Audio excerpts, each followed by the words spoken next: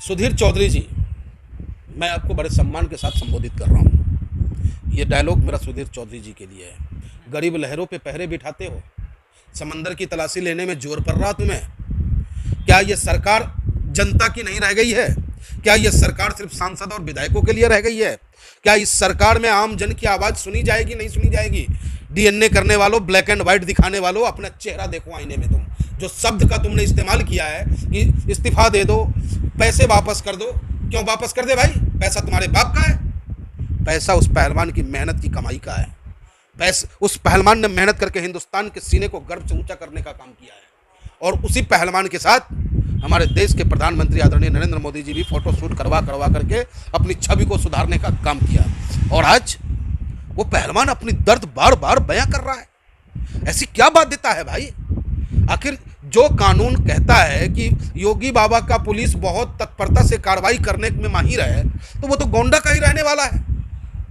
दिल्ली की पुलिस इतना बड़ा पहलवान है कि वो मणिपुर से भी गिरफ्तार कर सकता है। तो भाई ये उत्तर प्रदेश से उसे गिरफ्तार करने में क्या जोर पड़ रहा है, जब मुकदमा दर्ज हो चुका है पास्को एक्ट में?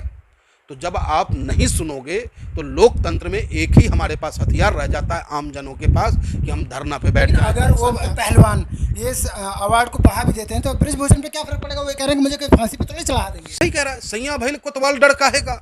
अरे मेरा सरकार है भाई, जलवा है, जो चाहे वो करेंगे, क्या फर्क पड़ रहा है? इस सोच के साथ राजनीति करने वाले लोगों, मैं आपको हाथ जोड़ के प्रार्थना करता हूं कि ये लोकतंत्र है, जनता जनार्दन है।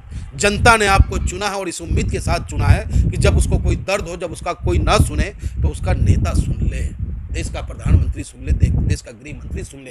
लेकिन अफसोस कि देश के प्रधानमंत्री तक भी जो सही बातें पहुंचनी चाहिए नहीं पहुंचाया जा रहा है, क्योंकि ये मीडिया, जो गोदी मीडिया है, ये सरकार की चाटुकारिता की पराकाष्ठा को पार कर दिया है।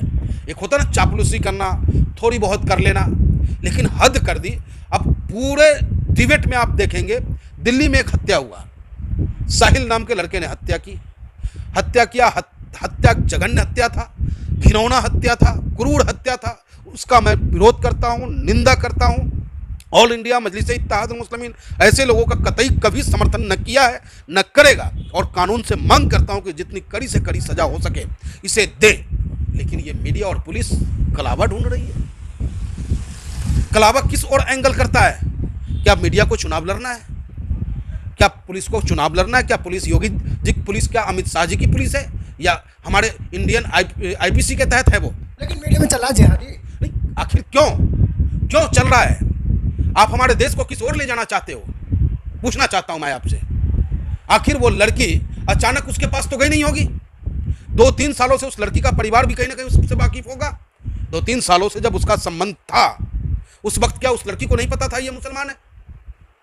तो भाई कहते हैं ना, नींद न देखे टूटी खाट, भूख न देखे रूखी रोटी, और मोहब्बत नहीं देखता कि सामने कौन है और क्या है। तो जब सब कुछ ठीक होता है तो कोई नहीं जानता, और जब सब गड़बड़ हो जाए तो हिंदू मुसलमान हो जाता है। अच्छा, जो सुधीर चौधरी कह रहे हैं कि जितनी राशि ली है वो सब वापस करें पहलवान? क्यों करे वापिस?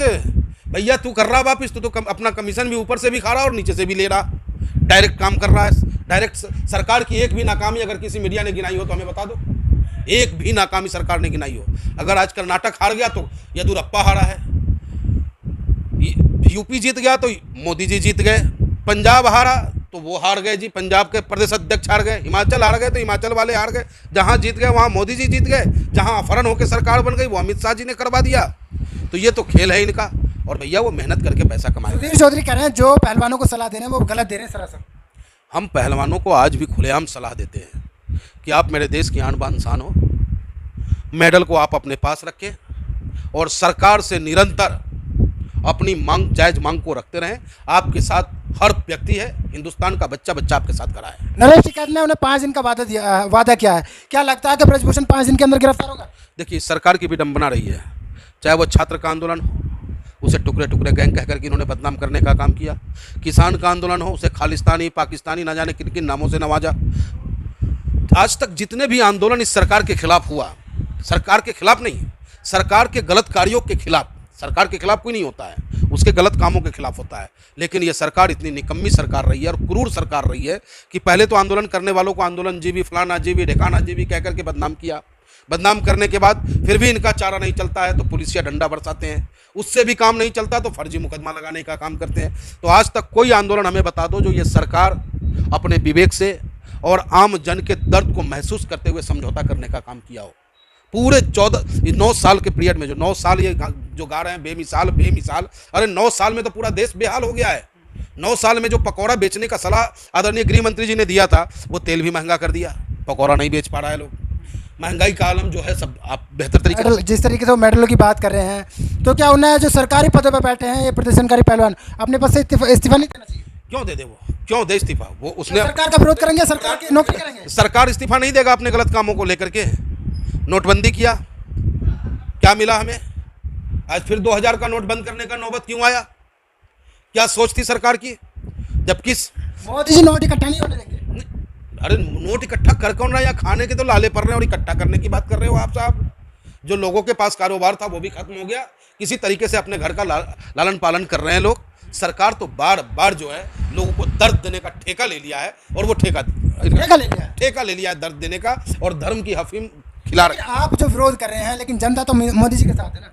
जनता मोदी जी के साथ नहीं है, अभी भी मैं आपसे कह रहा हूँ जनता मोदी जी के साथ नहीं है। लेकिन हाँ, जनता को इन्होंने जो है, जैसे कि एक शेर को पिंजरे में कैद करके आप नचा सकते हो ना उंगली पे, उसी तरीके से अपने हिंदुस्तान की आवाम को वर्तमान सरकार ने धर्म की अफीम की गुत्थी पिला रखी है, और उस धर्म की अफीम के नशे में लोग अपनी महंगाई को भूल गए, बेरोजगारी को भूल गए, देश की अर्थव्यवस्था को भूल गए।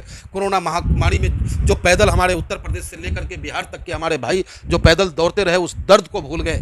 बस 5 किलो अनाज पर टिके पड़े, ये हालात है। अब तो ऐसी हालात सरकार ने कर दी है कि जो व्यक्ति जिसे 2 वक्त की रोटी दे दे उसे अपना खुदा मान ले, ऐसी हालात है साहब। आप जमीन पे जाकर के झांक करके तो देखो क्या हालात है। लोगों के दर्द देख करके आंखों से आंसू आ जाता है कि कल तक जिस घर को हम हंसता खेलता देखते थे, खिलखिलाता चेहरा था, उस चेहरे पे आज सिकन है। लेकिन चल रहा है, लेकिन पहलवानों का तो कोई मुद्दा है नहीं मीडिया पे। क्यों चलाएगा? अब तो अभी तो सिर्फ कलावा चल रहा है और साहिल चल रहा है। अभी कलावा और साहिल बीच बीच में आती, लेकिन पहलवान कहाँ है मीडिया में? मीडिया को जगह ही नहीं देंगे। वो तो धन्यवाद मैं देता हूँ वेब मीडिया को, धन्यवाद देता हूँ वेब मीडिया चलाने वाले, उनकी माँ को मैं सैल्यूट करता हूँ। क्या राजनीति कर रहे हैं लोग प्रदर्शनकारी? नहीं, प्रदर्शनकारी राजनीति नहीं कर रहा, मीडिया राजनीति कर रही है। सरकार अपनी राजनीति को सेक रही है। बताओ, एक तरफ लोकसभा का हमारे नए लोकसभा का उद्घाटन हो रहा हो, धूमधाम से उद्घाटन हो रहा, और दूसरी तरफ हिंदुस्तान की बेटी अपने लिए न्याय की मांग करता हो तो उस पर पुलिस बर्बरतापूर्ण कार्रवाई करे। ये कैसा लोकसभा, कैसा लोकतंत्र? लोकतंत्र किसके लिए है? जनता के लिए है ना, जनता के दर्द को महसूस करने के लिए है। लेकिन हमारे देश के प्रधानमंत्री जनता के दर्द को महसूस नहीं कर रहे हैं और राजदंड स्थापित कर रहे हैं कि जनता को दंड कैसे देना है, जनता जब आपके खिलाफ बोले तो कैसे उस पर जुल्म ढाना है। लेकिन व्यवस्था ये कर रहे हैं, जैसे कि भूतकाल में जब कर्ण का भाई गायत्री मंत्र पढ़ लिया था तो उसके मुंह पे सोने को पिघला करके डालने का काम किया गया था। उस तरीके का शासन की व्यवस्था की जा रही है। लेकिन ब्रजभूषण भी तो अपनी जगह पे स्थित है पूरे, वो ये कह रहे हैं कि कोई प्रूफ हो तो दिखाइए। प्रूफ किसी के पास है नहीं, केवल अब वो वीडियो तो बनाने से रहा, वो अपने मान सम्मान के लिए जब त्राही चारों तरफ मचने लगा, एक को मारोगे, 2 को मारोगे, 3 को मारोगे, चौथा कोई ना कोई बेटा तो होगा जो अपनी बात सबके सामने आके कहेगा। तो जो कहने वाला होता है वो मर्द होता है, वो कहने वाला सिंहनी होता है, शेर होता है, जो अपनी बात को समाज के बीच रखता है। और समाज की जिम्मेदारी बनती है कि अगर उसके साथ जुल्म हुआ है तो उसको न्याय दिलाने में अपनी अहम भूमिका निभाए, और सरकार की प्राथमिकता है। ये तो कानून का काम है ना। पास्को एक्ट तो किसी पे भी लग सकता है ना, किसी भी उम्र में लग सकता है पास्को एक्ट। जीरो टॉलरेंस, ये तो पहलवानों की साजिश नाकाम हो जाए ना। जीरो टॉलरेंस की बात करने वाले लोग आज, अब आप कैसे भूल जाओगे चिन्मयानंद को? तेल लगाने वाला जेल गया नहीं गया? तेल लगाने वाला आज़ाद रहा कि नहीं रहा इस सरकार में? कैसे विनोद संगर को भूल जाओगे? पूरा परिवार मारा गया, वो सुरक्षित है नहीं है? तो ये इस सरकार की सोची समझी रणनीति है। जो इस सरकार में रहेगा, सरकार का सदस्य बन के रहेगा, वो बलात्कारी हो, लुटेरा हो, बदमाश हो, वो फिर भी बढ़िया है। और अगर आप विपक्ष, पहलवानों की साजिश नहीं मानते? पहलवानों की कोई साजिश नहीं हो सकती। पहलवान के खिलाफ साजिश सरकार और मीडिया रच रही है, जिसका कि मैं भी विरोध करता हूँ। ठीक है, बहुत बहुत शुक्रिया। फिलहाल हम इस वीडियो को यहीं पर खत्म करते हैं, फिर किसी और मुद्दे के साथ मिलेंगे। तब तक के लिए धन्यवाद।